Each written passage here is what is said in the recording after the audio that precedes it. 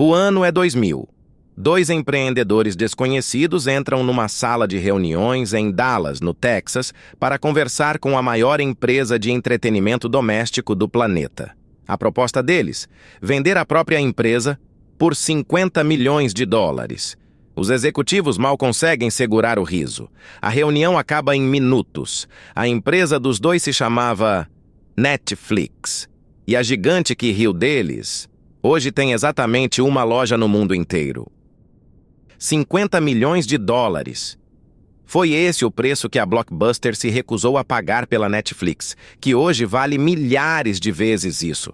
Essa é a história da recusa mais cara da história dos negócios. Como a maior locadora do mundo tinha tudo para dominar o streaming e escolheu morrer abraçada às fitas. Histórias Improváveis, episódio 4. Se inscreve. Toda semana uma história real que parece mentira. Dallas, Texas, 1985. O empresário David Cook abre uma locadora diferente de tudo que existia. Iluminada, organizada, para a família inteira, e com 8.000 fitas no acervo, 10 vezes mais que qualquer concorrente. Ele chama de Blockbuster. O modelo explode.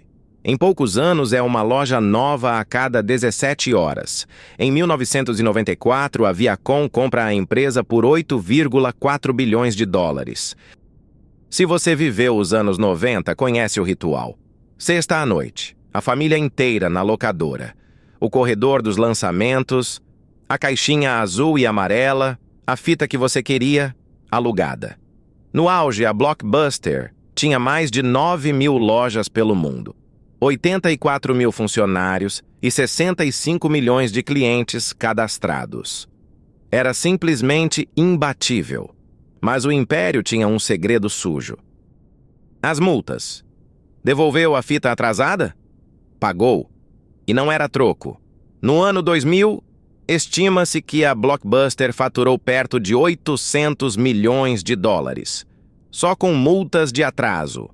Na prática, uma em cada 6 notas que entravam no caixa vinha de um cliente irritado. O modelo de negócio dependia do seu esquecimento. E foi exatamente essa raiva que criou o inimigo. 1997, Califórnia. O engenheiro Reed Hastings devolve uma fita de Apollo 13 com semanas de atraso e leva uma multa de $40. A história, ele mesmo admite, é meio lenda de marketing. Mas a ideia que nasceu dali era muito real. E se não existisse multa? Junto com Mark Randolph, ele funda uma empresa que manda DVDs pelo correio. Assinatura fixa, sem multa. Devolve quando quiser. O nome, Netflix.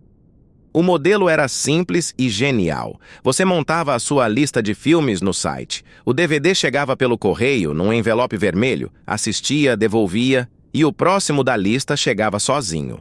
Mas em 2000, a Netflix tinha só 300 mil assinantes e um prejuízo gigante.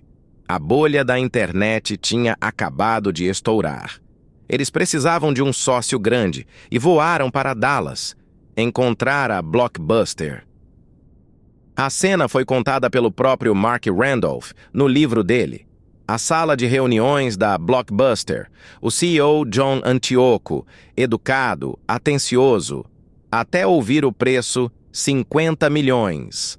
Randolph descreve o executivo lutando contra os músculos do próprio rosto, para não rir na cara deles. A proposta era a Netflix cuidar do braço online da gigante.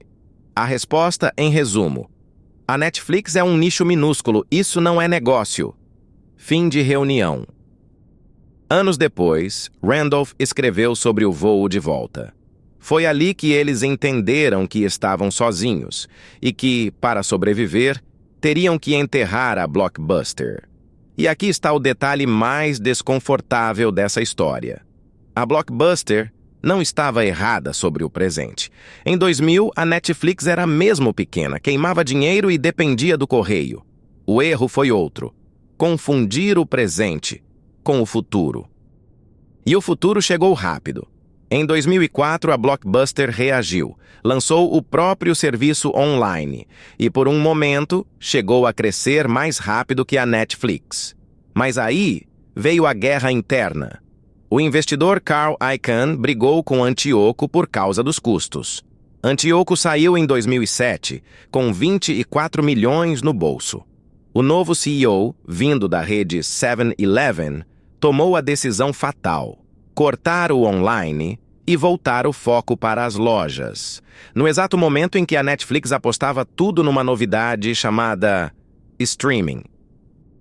O resto foi rápido e cruel. Afogada nos aluguéis de milhares de lojas e em 900 milhões de dólares de dívidas, a Blockbuster pediu falência em setembro de 2010. No leilão, foi vendida por 320 milhões, menos do que já faturou num mês bom. As lojas fecharam aos milhares. Em 2014, as últimas unidades corporativas apagaram as luzes e devolveram as chaves. 9.000 lojas viraram 1.000, 1.000 viraram 100, 100 viraram 10. E em 2019, quando a última concorrente fechou as portas na Austrália, sobrou uma única Blockbuster em todo o planeta, na cidadezinha de Bend, no Oregon. A placa azul e amarela, que já foi onipresente em 4 continentes, virou peça de museu. E ela continua lá. A última Blockbuster virou atração turística e tema de documentário. Gente do mundo inteiro faz fila para alugar uma fita por pura nostalgia e sair com o cartãozinho de sócio de lembrança. A loja sobreviveu ao streaming, à pandemia e à própria matriz. O apocalipse passou por cima. E ela nem se abaixou. E a Netflix? A empresa que foi motivo de piada numa sala em Dallas hoje vale centenas de bilhões de dólares.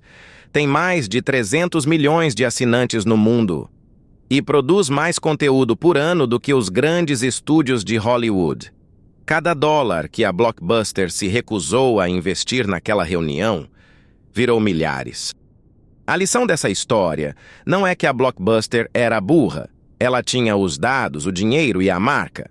A lição é mais desconfortável.